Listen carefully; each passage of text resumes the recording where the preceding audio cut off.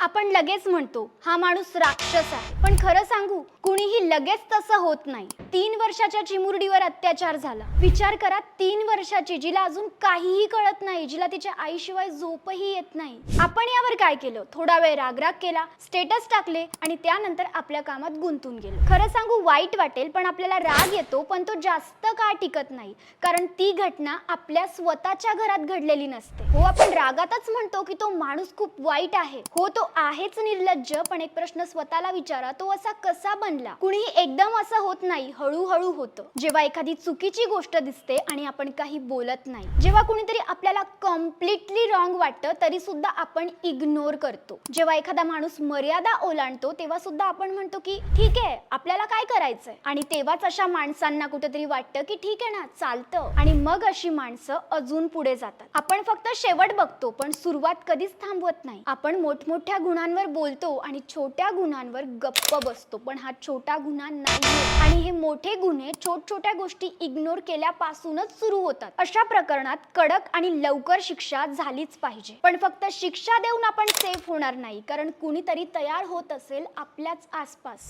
म्हणून चला आजपासून एक काम करूया. काहीही चुकीचं दिसलं की शांत बसायचं नाही. आपल्याला काय करायचंय? हा ॲटिट्यूड बंद करायचा. आपण छोट्या गोष्टीत आवाज उठवायला शिकूया, आणि सगळ्यात महत्त्वाचं स्वतःपासून सुरू करूया. आपण कुठे चुकतोय, आपण कसं वागतोय, आपण काय करायला हवं, इथून सुरुवात करूया. गुन्हा एकाच दिवसात होत नाही, तो रोज थोडा वाढत जातो, आणि आपण शांत राहिलो तर तो कधीच थांबणार नाही.